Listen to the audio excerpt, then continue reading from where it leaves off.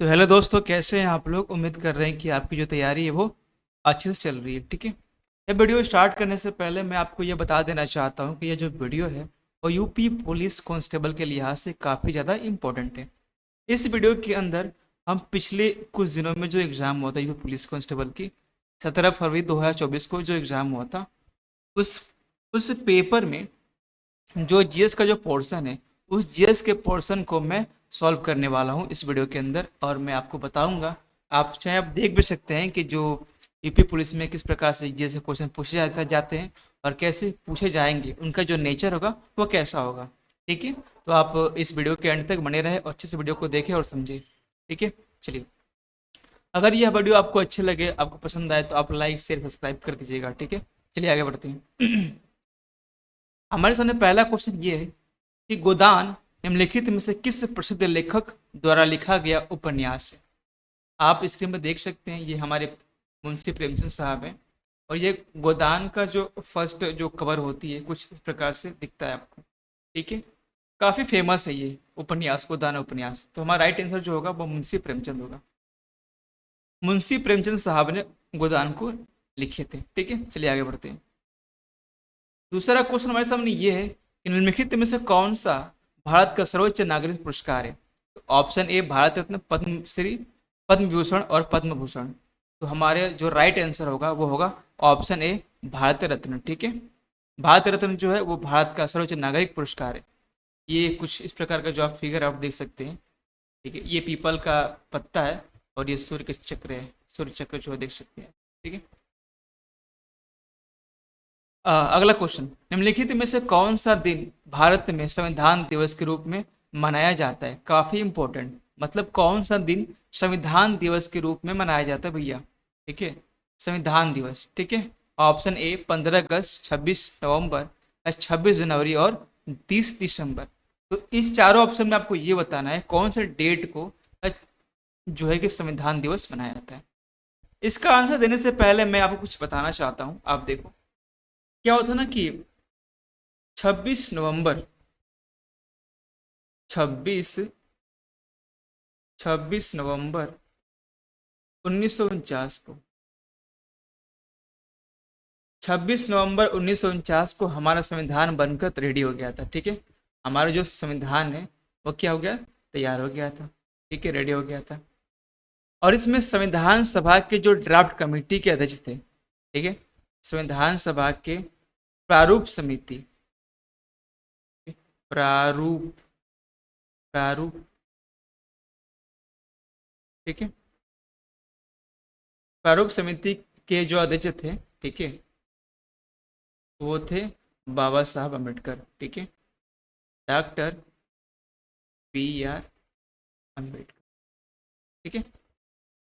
तो 26 नवंबर 1949 को संविधान बन के रेडी हुआ और संविधान सभा के प्रारूप समिति के जो अध्यक्ष थे वो थे डॉक्टर भीमराव रामजी अम्बेडकर। ठीक है। ये कुछ पॉइंट है। ड्राफ्ट कमेटी के अध्यक्ष कौन थे, तो डॉक्टर B.R. अम्बेडकर। हमसे पूछा गया है कि संविधान दिवस कब मनाया जाता है। तो हालांकि हम देख रहे हैं कि 26 नवंबर 1949 को, 26 नवंबर 1949 को हमारा संविधान बन के रेडी हुआ, इसीलिए इसी तिथि को 26 नवंबर को ही हम लोग संविधान दिवस के रूप में मनाते हैं। ठीक है ना। तो ऑप्शन बी जो होगा वो करेक्ट ऑप्शन हो जाएगा। ऑप्शन बी जो राइट आंसर हो जाएगा। ठीक है। मतलब 26 नवंबर को हम संविधान दिवस के रूप में मनाते हैं। ठीक है। आगे बढ़ते हैं। निम्नलिखित में से किस में लैक्टिक एसिड होता है। ध्यान दीजिए, लैक्टिक एसिड पूछ रहा है, लैक्टिक एसिड किसमें लैक्टिक एसिड होता है। ऑप्शन ए दही, सिरका, पालक और इमली। ठीक है। तो हमारा राइट आंसर जो होगा वो होगा दही। भैया जो दही है, दही में पाया जाता है लैक्टिक एसिड। ठीक है। अब बचा सिरका, पालक, इमली। तो आपको ये बताना है कि सिरका में कौन से एसिड पाए जाते हैं, पालक में कौन से पाए जाते हैं और इमली में कौन से पाए जाते हैं। ठीक है। तो सिरका में पाए जाएंगे भैया एसिटिक एसिड। ठीक है। कौन सा एसिड, एसिटिक। एक मिनट, एसिटिक।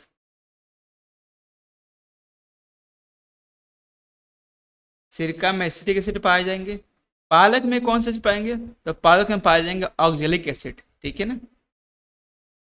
ये पालक है, पालक में पाए जाएंगे ऑक्जेलिक। ऑक्जेलिक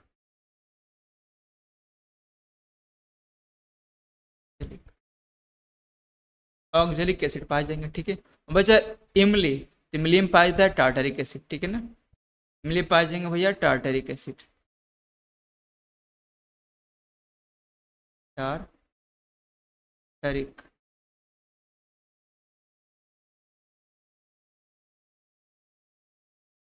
ठीक है ना। तो दही में पाया जाएगा लैक्टिक एसिड, दही में हमारा हो जाएगा लैक्टिक एसिड, ठीक है। सिरका में हमारा हो जाएगा एसिटिक एसिड, सिरका में क्या हो जाएगा एसिटिक एसिड, हाँ। और ये पालक में ऑक्जेलिक एसिड, और इमली में टार्टरिक एसिड पाए जाएंगे, ठीक है। चलिए अब है गुड़ी पड़वा निम्नलिखित में से किस राज्य का वसंत उत्सव है, ठीक है। ये जो आप देख सकते हैं गुड़ी पड़वा का जो सिंबल है कुछ ऐसा दिखाई देता है, ठीक है। आपको बताना है कि कौन सा राज्य का ये वसंत उत्सव है। ऑप्शन है Uttarakhand, option B Maharashtra, option C Gujarat, option D Himachal Pradesh, ठीक है। तो हमारा राइट आंसर जो होगा वो महाराष्ट्र होगा, ठीक है। महाराष्ट्र, महाराष्ट्र में गुड़ी पड़वा मनाया जाता है, ठीक है। चलिए अब पूछा है क्वेश्चन, ये हमारी जनसंख्या से क्वेश्चन पूछा गया है, ठीक है। जनसंख्या जनगणना करने की जिम्मेदारी निम्नलिखित में से किस मंत्रालय पर है। ऑप्शन ए आवास और शहरी मामलों का मंत्रालय, ऑप्शन बी योजना मंत्रालय, ऑप्शन सी सुनाव सूचना और प्रसारण मंत्रालय, या फिर ऑप्शन डी गृह मंत्रालय। दोस्तों इसका राइट आंसर जो होगा वो गृह मंत्रालय होगा, ऑप्शन डी, ठीक है। ऑप्शन डी जो है गृह मंत्रालय जो है वो दशकीय जनगणना करने की जिम्मेदारी को रहते हैं, ठीक है।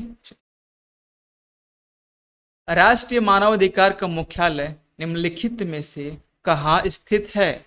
आप देख सकते हैं कि ये हमारा नेशनल ह्यूमन राइट्स कमीशन का सिंबल है, ठीक है। आपको बताना है कि इसका जो हेड क्वार्टर है वो कहाँ पे है, बेंगलुरु, मुंबई, नई दिल्ली या फिर मैसूर। इसका राइट आंसर होगा नई दिल्ली, ठीक है। चलिए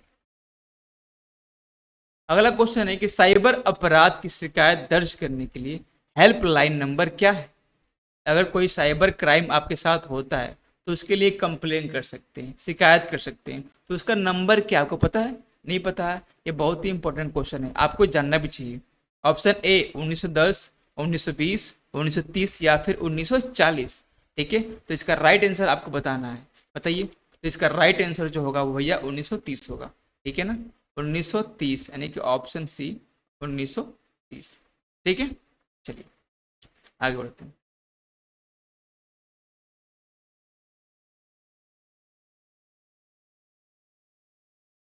9वां क्वेश्चन है कि उत्तर प्रदेश पुलिस की टैगलाइन क्या है। सत्यमेव जयते, आपकी सुरक्षा संकल्प हमारा, सेवा वीरता बंधुत्व, या फिर सेवा सुरक्षा शांति, ठीक है। तो अगर आप यूपी पुलिस का पेपर देने जा रहे हैं तो यूपी पुलिस के बारे में कुछ बातें जो है आपको जाननी चाहिए, ठीक है। तो यूपी पी से क्वेश्चन एक ना एक क्वेश्चन वो आ ही जाता है, ठीक है ना। अभी आपको पूछ दिया कि टैगलाइन क्या है, अगर पूछ देता कि इसका यूपी का नारा क्या है, इसका प्रतीक चिन्ह क्या है, या फिर इसका स्लोगान क्या है, सब पूछ सकता है, ठीक है। यहाँ पूछा है टैगलाइन क्या है, तो इसका जो आंसर होगा टैगलाइन, ठीक है, इसका आंसर जो होगा वो सुरक्षा आपकी संकल्प हमारा, ऑप्शन बी जो है इसका राइट आंसर हो जाएगा। अगर पूछता है उत्तर प्रदेश पुलिस की टैगलाइन क्या है तो होगा सुरक्षा आपकी संकल्प हमारा, ठीक है। अगर पूछता है यूपीपी का प्रतीक चिन्ह क्या है, ठीक है, प्रतीक चिन्ह मतलब ऐसा कौन सा चिन्ह है जिसे यूपी का प्रतीक चिन्ह माना जाता है, तो इसका आंसर होगा मछली।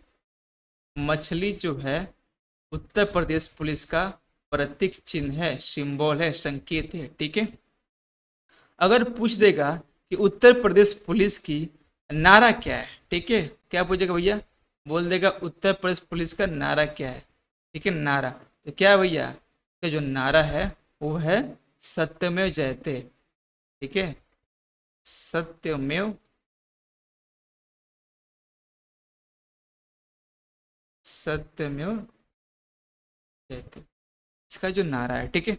अगर पूछ देगा यूपीपी का स्लोगन क्या है, क्या भैया स्लोगन, अगर पूछ देता है कि इसका स्लोगन क्या है तो क्या बताएंगे, इसका स्लोगन है गति, सुरक्षा और सेवा। ठीक है, क्या है? गति,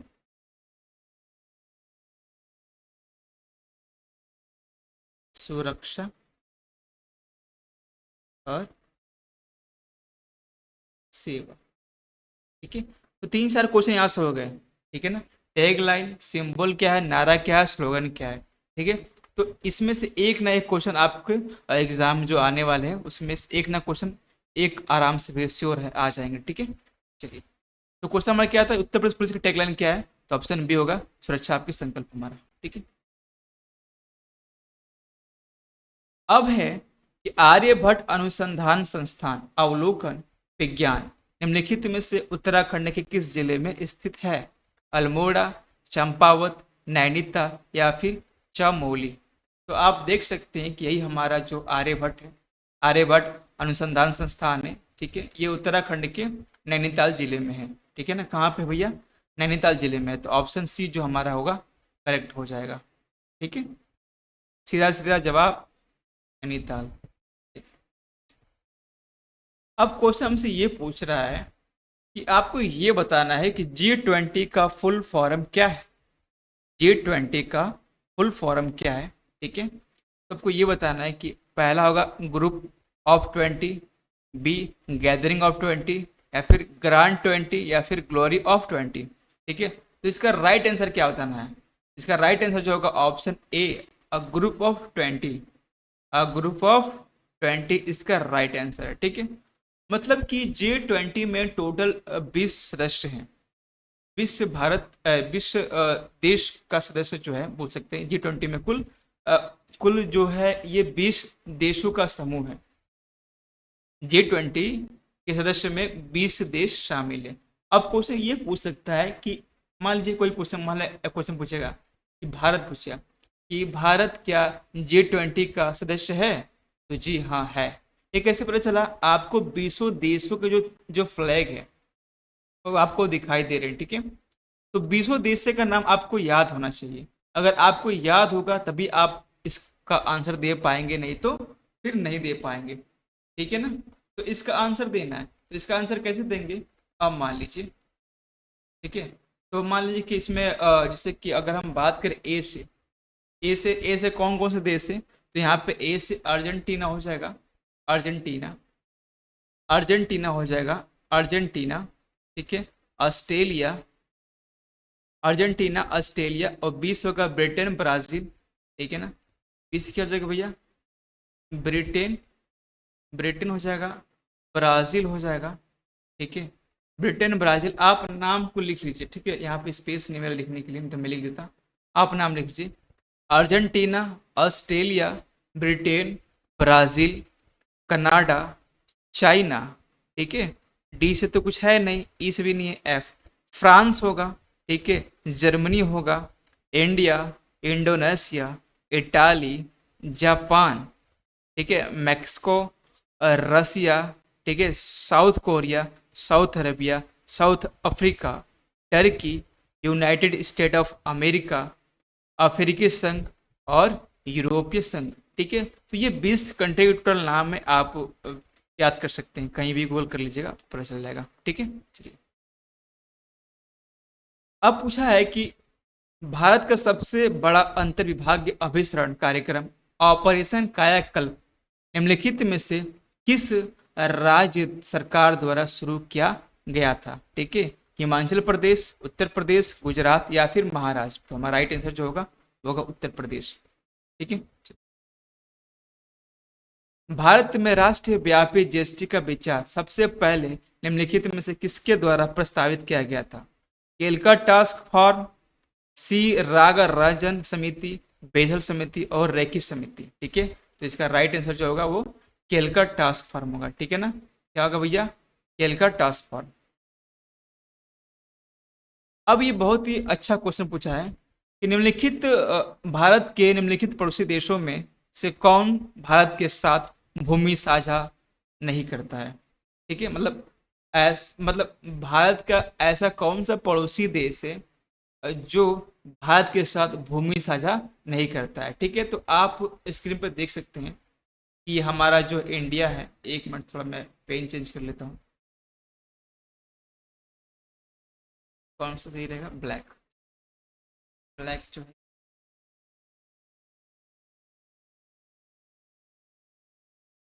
ये मान लीजिए हमारा इंडिया है, ठीक है, ये हमारा इंडिया हो गया और ये नेपाल है। तो इंडिया नेपाल के साथ सजा कर रहा है, ये तो हो नहीं सकता, यानी कि ऑप्शन बी जो है वो क्या हो जाएगा? गलत हो जाएगा। ऑप्शन बी गलत हो जाएगा, ऑप्शन बी नहीं होगा, ठीक है। अब देखिए यहाँ पे बांग्लादेश है, तो यहाँ दूसरा भी हो गया, बांग्लादेश से यहाँ पे, ठीक है। और यहाँ पे देख सकते हैं तो म्यांमार है, यहाँ पे क्या है भैया?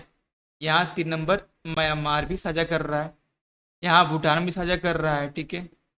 भूटान हो गया, नेपाल साझा कर रहा है, बांग्लादेश साझा कर रहा है, म्यांमार हो गया। अगर इधर बात करें पश्चिम की तरफ, तो यहाँ पे भैया आपका पाकिस्तान साझा कर रहा है, यहाँ पाकिस्तान। और ऊपर में क्या है? अफगानिस्तान, ठीक है। ऊपर में क्या है भैया? अफगानिस्तान साझा कर रहा है। अब असल में जो लद्दाख जो इलाका है वो आ जाएंगे, ठीक है। तो अफगानिस्तान टच करता है, पाकिस्तान टच करता है, नेपाल टच करता है, ठीक है, नेपाल टच कर रहा है, भूटान टच कर रहा है, भूटान भूटान टच कर रहा है, म्यांमार टच कर रहा है और बांग्लादेश टच कर रहा है, ठीक है। इसमें कौन सा ऑप्शन सही नहीं है? देखिए यहाँ पे म्यांमार तो टच कर रहा है भैया, सिंपल सी बात है। नेपाल भी टच कर रहा है, भूटान भी होगा, मतलब ये तीनों तो होंगे नहीं, ठीक है। तो क्या होगा? ऑप्शन डी, मालदीव, ठीक है ना। ऑप्शन डी क्या होगा? मालदीव। मालदीव जो है वो श्रीलंका के दक्षिण में स्थित है, ठीक है ना। मालदीव श्रीलंका के दक्षिण में है, ठीक है। चलिए आगे बढ़ते हैं। टोक्यो निम्नलिखित में से किस देश की राजधानी है? टोक्यो काफी फेमस राजधानी है, आप शहर भी है, राजधानी का शहर भी है, आपको बताना है टोक्यो जो है वो किस देश की राजधानी है, ठीक है। थाईलैंड, जापान, चीन या फिर केन्या? इसका राइट आंसर होगा जापान, ठीक है, जापान। आपको ये भी बताना है कि बाकी जो 3 ऑप्शन है, थाईलैंड, चीन, जापान, चीन, केन्या, इनकी राजधानी क्या है, ठीक है। तो अगर थाईलैंड की बात करें, थाईलैंड, तो थाईलैंड का राजधानी होगा बैंकॉक। क्या होगा भैया? बैंकॉक। जापान का टोक्यो हो गया, चाइना का होगा बीजिंग, चीन का हो जाएगा बीजिंग, ठीक है। क्या हो जाएगा भैया?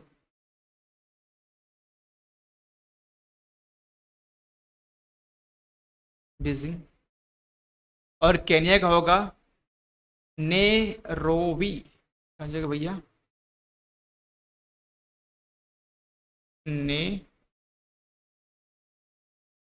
नेरोबी, ठीक है। केन्या का नैरोबी होगा, चीन का बीजिंग होगा और थाईलैंड का होगा बैंकॉक होगा, और जापान हो गया टोक्यो, ठीक है। संयुक्त राज्य अमेरिका में स्थित ग्रांड कैनन का निर्माण निम्नलिखित में से किस नदी द्वारा किया गया था? Option A Hudson, option B Colorado, option C Columbia और ऑप्शन डी यूकॉन, ठीक है। तो इसका राइट होगा कोलोराडो नदी, ठीक है। कोलोराडो नदी पर ग्रांड कैनियन स्थित है और विश्व का सबसे बड़ा कैनियन है। क्वेश्चन ये भी पूछ सकता है कि विश्व का सबसे बड़ा कैनियन कौन है, तो हम क्या बोलेंगे? Grand canyon. और ये कौन सी नदी पर है? तो वो है कोलोराडो नदी पे, ठीक है। चलिए आगे बढ़ते हैं। नर्मदा नदी निम्नलिखित में से किस में आती है या फिर किस में गिरती है, ठीक है। अगर मान लेते हैं कि हमारा ये साउथ का मैप है, इंडिया का साउथल पार्ट, ठीक है। यहाँ पे अगर हम बात कर लें, ये गुजरात वाला पोर्शन है, ठीक है। तो अगर अरब क्या बोलते हैं, नर्मदा नदी, नर्मदा नदी क्या आते हैं पश्चिमी इलाके में चलती है, तो ये जो अदर आते आते आते आते इस एरिया में अपना जल जो है वो विसर्जित कर देती है। तो ये जो एरिया है, ये एरिया है अरब सागर, ठीक है। ये एरिया अरब सागर का है। अगर हम इसकी बात करें साउथ में, तो ये जो हमारा एरिया है ये हमारा इंडियन ओशियन है, ठीक है। मतलब कि हिंद महासागर का एरिया का है, ये क्या है? हिंद महासागर है। और इस इलाके में हमारी बंगाल की खाड़ी है, बे ऑफ बंगाल, ठीक है ना। तो इसका राइट आंसर क्या होगा? अरब सागर। नर्मदा नदी निम्नलिखित में से अरब सागर में अपना जल विसर्जन करती है या फिर अपना जल गिराती है। ठीक है, चलिए। उन गीतों का नाम बताएं जो राधा और कृष्णा के दिव्य प्रेम का जश्न मनाते हैं और ब्रिज में विशेष रूप से लोकप्रिय है। ठीक है, ख्याल, चरकुला, कजरी और रसिया। ठीक है, तो इसका राइट आंसर होगा रसिया। ठीक है ना, रसिया होगा इसका राइट आंसर। चलिए आगे बढ़ते हैं। कपड़ा मंत्रालय ने निम्नलिखित में से किसका उत्पादन करने वाले किसानों की सुविधा के लिए पैट मित्रो एप्लीकेशन लॉन्च किया है? ठीक है, पैट मित्रो एप्लीकेशन लॉन्च किया है किसके लिए? ऑप्शन ए जूट, कपास, रेशम या फिर ऊन। इसका राइट आंसर होगा जूट। क्या होगा भैया? जूट। ठीक है, चलिए। थंगटा निम्नलिखित में से किस राज्य की सबसे लोकप्रिय कला है? आप देख सकते हैं थंगटा कुछ ऐसी कला है, लड़ रहे हैं दोनों आपस में। ऑप्शन ए मणिपुर, सिक्किम, उड़ीसा, पश्चिम बंगाल। इसका राइट आंसर होगा मणिपुर। ठीक है ना, चलिए।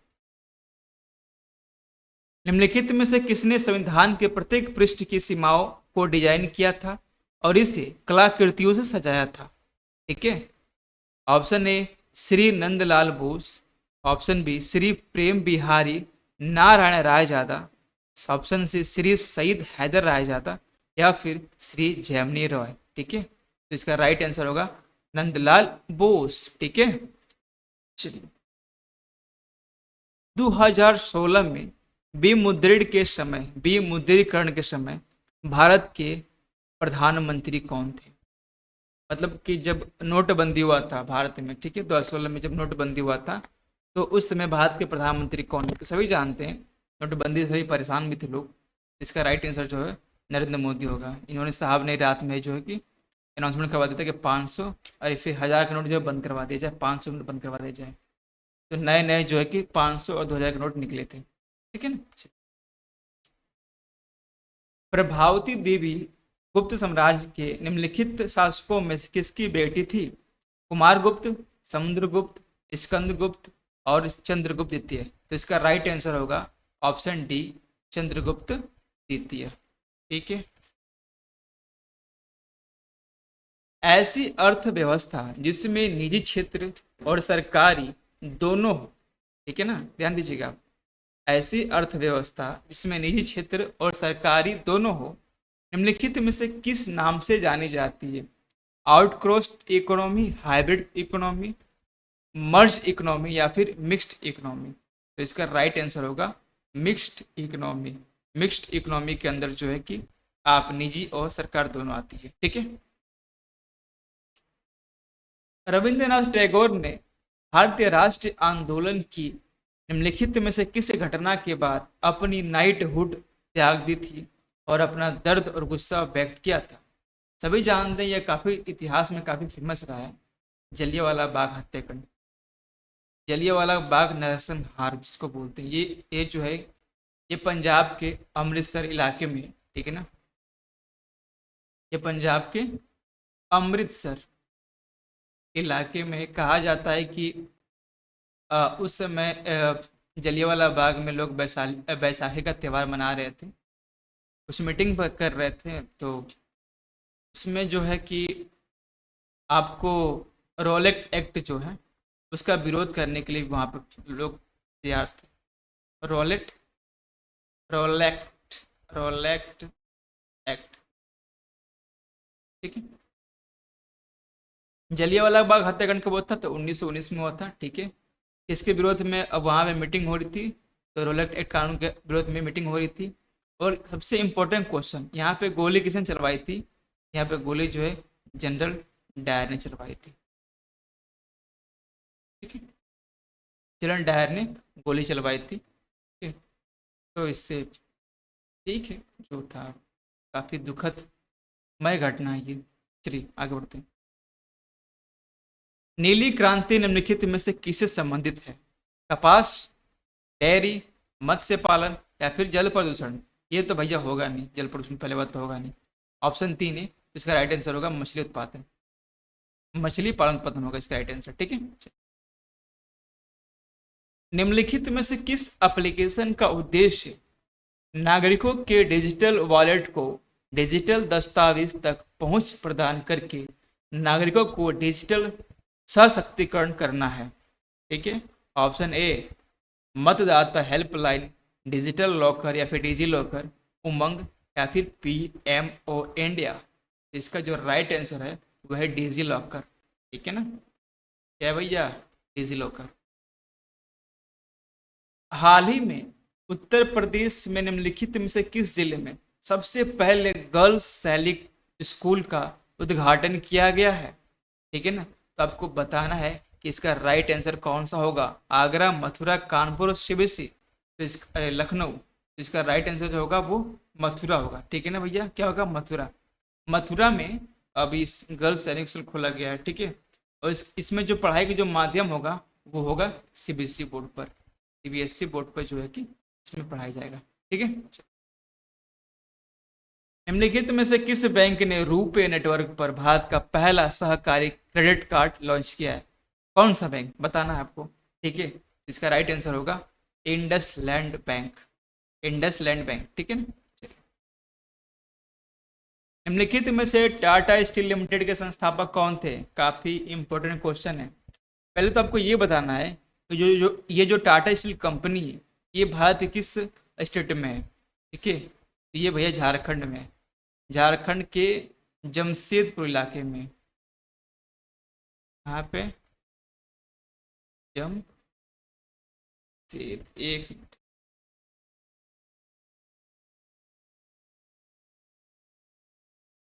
झारखंड के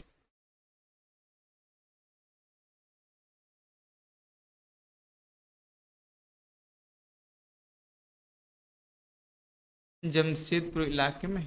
ठीक है, तो बताना है कि इस कंपनी का संस्थापक कौन थे? सर नरोजी टाटा, या फिर सर जमशेद जी नूसरवान जी टाटा, सर दोराबजी टाटा, या फिर सर नवल टाटा। इसका राइट आंसर होगा सर जमशेद जी नूसरवान जी टाटा। ठीक, ऑप्शन बी। उत्तर प्रदेश राजस्व संहिता, उत्तर प्रदेश राजस्व संहिता 2006 के अनुसार राज्य सरकार प्रत्येक जिले में कितने कलेक्टर, इसमें सहायता या फिर अतिरिक्त कलेक्टर शामिल नहीं है, की नियुक्ति करेगी? 1, 2, 3, 4। इसका राइट आंसर जो होगा 1। ठीक है ना, एक ही कलेक्टर चाहिए भाई, बहुत। वर्तमान में इलाहाबाद उच्च न्यायालय में न्यायाधीशों की स्वीकृत संख्या कितनी है?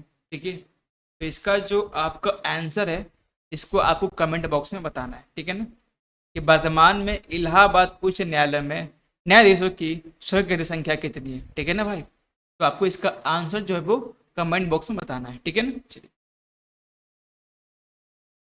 भारत के स्वतंत्रता के बाद उत्तर प्रदेश राज्य सरकार के पहले मुख्यमंत्री कौन थे? ऐसे बोलता है, इससे पूछा कि यूपी का पहला मुख्यमंत्री कौन था।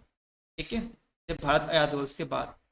Option A Shri Govind Ballabh Pant, Shri Kalyan Singh, Shri Yogi Adityanath, Shri ND Tiwari. ठीक है, तो आप ये पिक्चर देख सकते हैं। ये जो पिक्चर है ये श्री गोविंद साहब की है पिक्चर। ठीक है, तो उसका राइट आंसर जो होगा गोविंद बल्लभ पंत, जो है कि यूपी का पहले मुख्यमंत्री थे। अगर क्वेश्चन पूछ देगा कि यूपी का पहला राज्यपाल कौन था, पहला राज्यपाल, तो क्या होगा? तो इसका आंसर जो होगा वो होगा सरोजिनी नायडू। सरोजिनी नायडू। ठीक है, सरोजिनी नायडू जो है कि उत्तर प्रदेश की पहली राज्यपाल थी। ठीक है, और पहला मुख्यमंत्री श्री गोविंद बल्लभ पंत। ठीक है, यायात्सो पहला जैव विविधता विरासत स्थल है। यायात्सो पहला जैव विविधता विरासत स्थल है जो निम्नलिखित में से किस राज्य या फिर केंद्र शासित प्रदेश में स्थित है? बताना है ये जो बायोडाइवर्सिटी है किस स्टेट में है या फिर किस केंद्र शासित प्रदेश में है। हिमाचल प्रदेश, लद्दाख, उत्तराखंड या फिर जम्मू कश्मीर। इसका राइट आंसर होगा लद्दाख। ठीक है, लद्दाख में।